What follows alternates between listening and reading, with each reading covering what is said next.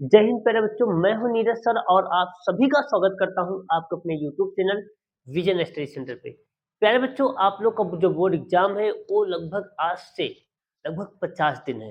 तो आज ये 50 दिन जो है, ये जो 50 दिन आप लोगों के बचे हुए हैं, उनमें हम किस तरीके से तैयारी करें, किस तरीके से तैयारी करें कि हमारा 70 में 70 नंबर आ जाए, 70 में 70 हिंदी में आ जाए, ठीक है ना।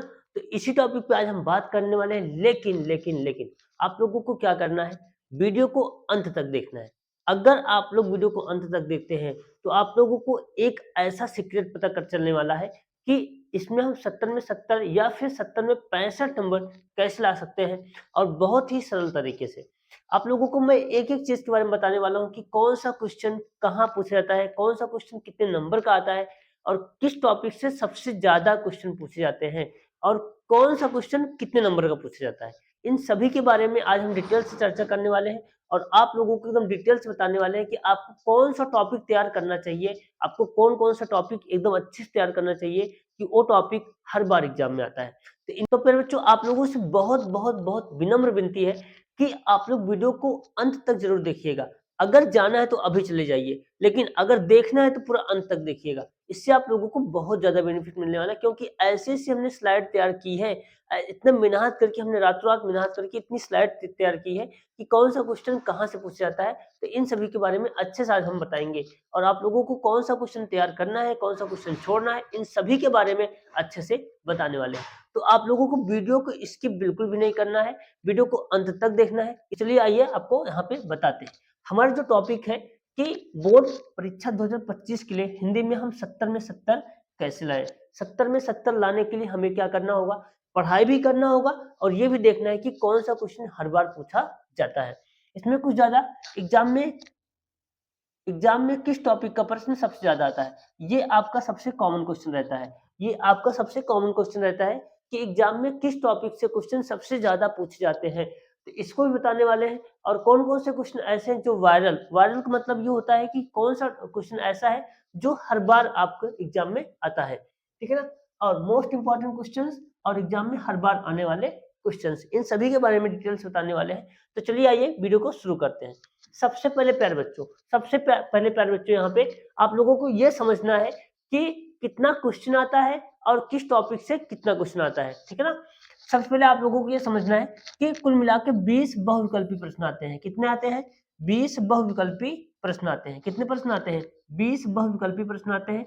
20 एमसीक्यू आते हैं। 20 एमसीक्यू आते हैं, ठीक है ना। अब इस एमसीक्यू को आप लोगों को करना तो होगा ही, क्योंकि इसमें क्या करना है? टिक करना है, मतलब कि गोला भरना है। अब इसमें देखो, गोला भरने में हमें एक प्रॉब्लम होगी। अगर कोई लिखित प्रश्न रहता है तो उसको हम कुछ ना कुछ तो लिख देते हैं, और जब कुछ ना कुछ लिखते हैं तो कुछ ना कुछ नंबर मिल जाता है, 1 नंबर, आधा नंबर, 2 नंबर, जैसे मिलता रहता है मिल जाता है। लेकिन अगर आपका इसमें ऑप्शन गलत हो गया, 4 ऑप्शन अगर मान लेते हैं, यहाँ पे 4 ऑप्शन होता ही है, ए बी सी डी। अगर 4 ऑप्शन है, चारों ऑप्शन में से मान लीजिए कि आपने बी ऑप्शन टिक किया और ऑप्शन सही था सी, तो इसमें अब आपको एक भी नंबर नहीं मिलने वाला है। मतलब क्या मिलेगा? 0 नंबर। मतलब कि आप कितना भी सही इसमें करिए तो एक भी नंबर नहीं मिलने वाला है, मतलब कि पॉइंट में भी नंबर नहीं मिलेगा। इसका मतलब गलत तो गलत, ठीक है। तो इसलिए आप लोगों को इन 20 क्वेश्चंस को इतना ध्यान से, इतना अच्छे से करना है कि जो आंसर सही हो उसी को टिक करना है। समझ में आया कि नहीं आया? आगे जो 50 नंबर बचा हुआ है आपका, जो 20 नंबर तो ये हो गया, 20 नंबर तो ये हो गया बहुविकल्पीय प्रश्न, एमसीक्यू हो गया। लेकिन जो 50 नंबर बचा हुआ है, ये 50 नंबर कैसे आएगा? लिखित रूप में, मतलब इसको लिखना है आप लोगों को। तो सबसे ज़्यादा नंबर किसमें मिलने वाला है? इसी में मिलने वाला है। तो आइए अब इन सब के बारे में हम अच्छे से टॉपिक से बात करते हैं। तो हमारा सबसे जो मेन मुद्दा है, यही सब है कि कौन से चैप्टर से कितना क्वेश्चन पूछा जाएगा, कौन से चैप्टर से कितना क्वेश्चन पूछा जाएगा, इन्हीं सब टॉपिक पे बात करना है हमें। तो आप लोगों को मैं फिर बता देता हूँ, जो खंड आ होता है बहुविकल्पी प्रश्न, मतलब कि बहुविकल्पी प्रश्न में कितने क्वेश्चन आएंगे और किस टॉपिक से कितने क्वेश्चन आएंगे, कितने नंबर का आएगा, इन सभी के बारे में अच्छे से हम बताने वाले हैं, ठीक है ना। चलिए, जो पहला चैप्टर है, हिंदी गद्य के विकास का परिचय, मतलब कि जो शुक्ल युग और शुक्लोत्तर युग है, शुक्ल युग और शुक्लोत्तर युग से आपके 5 क्वेश्चन पूछे जाने हैं। कितने क्वेश्चन पूछे जाने हैं? टोटल मिला के 5 क्वेश्चन पूछे जाएंगे। मतलब 20 बहुविकल्पी प्रश्न में से 5 क्वेश्चन इसी एक चैप्टर से आना है। इसी एक चैप्टर से, शुक्ल युग और शुक्लोत्तर युग से। तो आप लोगों को क्या करना है, शुक्ल युग और शुक्लोत्तर युग को अच्छे से पढ़ लेना है, जैसे कि 5 नंबर ये आपका क्लियर हो जाए। आगे रीतिकाल एवं आधुनिक काल, रीतिकाल एवं आधुनिक काल से भी कितने क्वेश्चन पूछे जाएंगे, 5 क्वेश्चन एक एक नंबर के, 5 क्वेश्चन एक एक नंबर के। आपके ये 10 नंबर क्या हो गए, क्लियर हो गए। समझ में आया कि नहीं आया, पहले लेसन से फिर दूसरे लेसन से। अब आगे थोड़ा सा ग्रामर पॉइंट में आते हैं। ग्रामर पॉइंट में जाएंगे तो यहाँ पे रस आएगा, क्या आएगा, ऑप्शन वाले क्वेश्चन में एक रस आएगा, या तो हास्य रहेगा या फिर करुण रहेगा, और 2 ऑप्शन चूज करना है, 2 में से कोई एक ही मारना है, ठीक है ना। अगर हंसी का कोई ऐसा पात्र बनता है तो आपको हास्य लगा देना, नहीं तो करुण रस लगा देना है, क्योंकि 2 ही टॉपिक आपके सिलेबस में है। तो इन्हीं सब बातों को आपको ध्यान रखना है कि हमें मतलब कि 2 ही पे ध्यान देना है, किस पे, हास्य या फिर करुण रस पे, ठीक है। इससे एक क्वेश्चन आएगा और ये 1 नंबर का रहेगा। अलंकार एक आएगा। अब अलंकार तो बहुत सारे होते हैं, लेकिन आपके सिलेबस में क्या है, उपमा, रूपक और उत्प्रेक्षा, उपमा, रूपक और उत्प्रेक्षा, ठीक है ना। तो आपको केवल 3 ही अलंकार पढ़ना है, ये भी एक क्वेश्चन आएगा। छंद की बात करें, या तो सोरठा होगा या फिर रोला होगा, 2 में से एक, या तो सोरठा होगा या फिर रोला होगा, ये भी एक क्वेश्चन आने वाला है, ठीक है। आगे अब चौथे टॉपिक पे बात करते हैं। अब हिंदी व्याकरण में आ जाते हैं। हिंदी व्याकरण से आपको 3 क्वेश्चन पूछे जाएंगे एक एक नंबर के, ठीक है ना, 3 क्वेश्चन पूछे जाएंगे एक एक नंबर के। उपसर्ग, उपसर्ग में देखो कुछ इंपॉर्टेंट है, जैसे आ, अन, अधि, अनु, परि। मतलब कि उपसर्ग का मतलब क्या होता है, जो किसी शब्द के पहले लगते हैं, जो किसी शब्द के पहले लगकर क्या करते हैं, उस शब्द का अर्थ पूरा करते हैं, तो इसको बोलते हैं उपसर्ग। और समास की बात करते हैं तो समास हमारे सिलेबस में कितने हैं, द्वंद्व है, द्विगु है, कर्मधारय है, बहुब्रीहि है। मतलब कि इतने ही रस हमें, इतने ही समास, सॉरी, इतने ही समास हमें क्या करने हैं, याद करने हैं। समझ में आया कि नहीं आया। और तद्भव तत्सम थोड़ा सा याद कर लेना, ये भी आ जाएगा। इस तरीके से 3 टॉपिक है, 3 टॉपिक से एक एक क्वेश्चन आएंगे, और 3 क्वेश्चन होंगे और एक एक नंबर के, ठीक है ना। संस्कृत व्याकरण की बात करें तो आपको 2 रूप याद करना है, कौन, तद का और युष्मत का, ये भी एक क्वेश्चन आएगा इसमें से बस केवल। वाच्य प्रयोग एक क्वेश्चन आएगा, और आपको यहाँ पे पद परिचय, विकारी और अविकारी शब्द में से एक क्वेश्चन आएगा। तो कुल मिला के मतलब कि इतने ही टॉपिक आपके हैं। अगर इतने टॉपिक आप लोग अच्छे से पढ़ लेते हैं तो आपकी जो 20 नंबर है, जो 20 नंबर बहुविकल्पी है, ये एकदम से क्लियर हो जाएगा। समझ में आया कि नहीं आया। अब चलते हैं हम लोग यहाँ पे 50 नंबर पे। 50 नंबर आप लोगों का सबसे इंपॉर्टेंट है, ठीक है। चलो देखते हैं अब इसमें सबसे पहला क्वेश्चन कौन सा आएगा। सबसे पहला क्वेश्चन आएगा गद्यांश का। कौन सा आएगा, गद्यांश। मतलब आपको एक लेसन का एक छोटा सा गद्यांश दिया जाएगा, और उसमें से कुछ प्रश्नों के उत्तर देने हैं। कितने प्रश्नों के, 3 प्रश्नों के, और 3 प्रश्नों के उत्तर देने हैं, और एक प्रश्न कितने नंबर का होगा, ये होगा 2 नंबर का। तो आपको 6 नंबर मिल जाएंगे। समझ में आया कि नहीं आया। 3 प्रश्न टोटल होंगे, और पहले प्रश्न में आपको क्या करना पड़ेगा कि संदर्भ, प्रसंग और व्याख्या लिखना है। संदर्भ, प्रसंग और व्याख्या। अब संदर्भ क्या होता है, तो संदर्भ एक ऐसा होता है जो लेसन, आपको जो गद्यांश दिया गया है, उस गद्यांश को पहचानना है, और ये देखना है कि ये किस लेसन से लिया गया है, किस लेसन से लिखा गया है, और इसके लेखक कौन है, यही होता है संदर्भ। और प्रसंग मतलब होता है कि इस गद्यांश में हमें किस चीज के बारे में समझाया गया है, उसको लिखना होता है। व्याख्या का मतलब होता है उसको हम प्रसंग को ही विस्तृत रूप दे दे तो उसको हम व्याख्या बोलते हैं। तो इस तरीके से गद्यांश में से कितने क्वेश्चन आएंगे, 3 क्वेश्चन आएंगे, वो भी 2 नंबर के होंगे, 3 दूनी 6 हो गए। अब पद्यांश में आ जाओ, जो कविताएं होती हैं, ठीक है, क्या होती हैं, कविताएं होती हैं।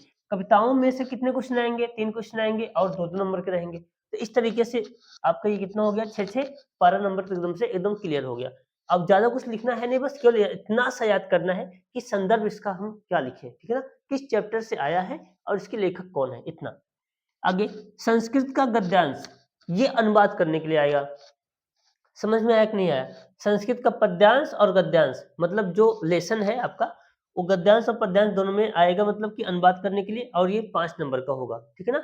तो खंड काव्य गाएगा। अब खंड काव्य का मतलब ये होता है कि आप किस जिले से हैं, उस जिले के हिसाब से खंड काव्य लिखना होता है, ठीक है ना। तो आप जिस भी जिले से हैं, उस जिले का खंड काव्य आप लोगों को 1 या 2 टॉपिक पे याद कर लेना है, और वही टॉपिक आप लिख देना, ठीक है ना। आपका 3 नंबर क्लियर हो जाएगा। समझ में आया कि नहीं आया।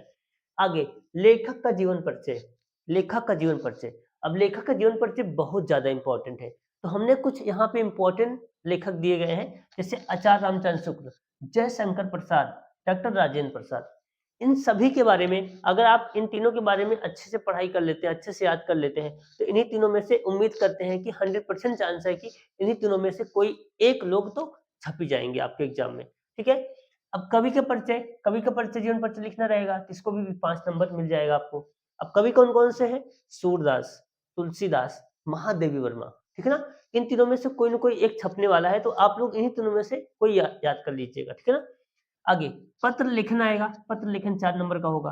संस्कृत में 2 प्रश्न का उत्तर देना पड़ेगा, वो 2 नंबर का होगा और अगला क्वेश्चन रहेगा निबंध। अगला क्वेश्चन कौन-सा रहेगा? निबंध। ये आपका सबसे लास्ट क्वेश्चन रहेगा। तो इस तरीके से आपका पूरा का पूरा ये पेपर कहाँ से बनने वाला है, कैसे बनेगा, किस टॉपिक से ज़्यादा क्वेश्चन आएगा, किस टॉपिक से ज़्यादा क्वेश्चन नहीं आएगा, कि कौन-सा क्वेश्चन कितने नंबर का होगा, इन सभी के बारे में आपको हमने बता दिया। तो आप लोगों को कहाँ से तैयार करना है? सबसे पहले अगर आपको अच्छा नंबर लाना है तो गद्यांश तैयार कर लीजिए।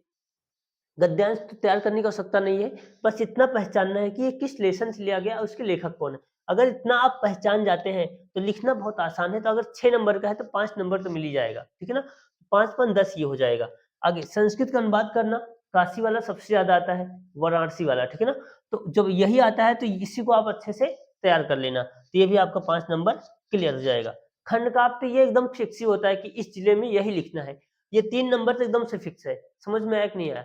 ये आपको मतलब कि कहीं भागना, कहीं ढूँढना, कहीं कुछ भी नहीं है।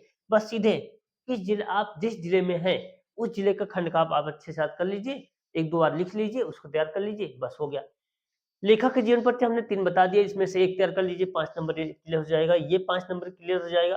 पत्र लेखन, अब देखो बच्चों, पत्र लेखन आप लोग पत्र तो हमेशा लिखते रहते हैं, ठीक है? अगर नहीं भी लिखते रहते हैं, तो आप एक बार विद्या क्वेश्चन बैंक से जितने भी क्वेश्चन बैंक हैं, उसमें से एक बार देख के 2-3 बार लिख लीजिए अच्छे से। वो पक्का है 100% है कि आप इसको सीख जाएँगे, ज़्यादा कुछ लिखना नहीं होता है। और आपको इस वीडियो के ज़रिए, इस वीडियो के बाद डिस्क्रिप्शन में हम अपने वीडियो का लिंक डाल देंगे, पत्र लेखन का और जीवन परिचय कैसे लिखें, पत्र लेखन कैसे लिखें, ठीक है ना? और निबंध कैसे लिखें। इन सभी के बारे में एक ही वीडियो हम बना देंगे और आप लोग उसको 5 मिनट 10 मिनट देख लीजिएगा, 100% है कि आप सीख जाएँगे। समझ में आया कि नहीं आया? तो आप लोगों को क्या करना है, तो इन्हीं सब टॉपिक से अच्छे से तैयार करना है, जो-जो ज़्यादा नंबर के आते हैं। तो उम्मीद करते हैं प्यारे बच्चों कि आप लोगों को ये वीडियो अच्छा लगा होगा और आप लोगों को इस वीडियो के ज़रिए बहुत सारी चीज़ें सीख मिली होंगी कि हमें किस टॉपिक से कितना क्वेश्चन तैयार करना है। तो अगर वीडियो अच्छा लगा है तो वीडियो को लाइक कर दीजिए और चैनल को सब्सक्राइब कर लीजिए। थैंक यू दोस्तों, जय हिंद।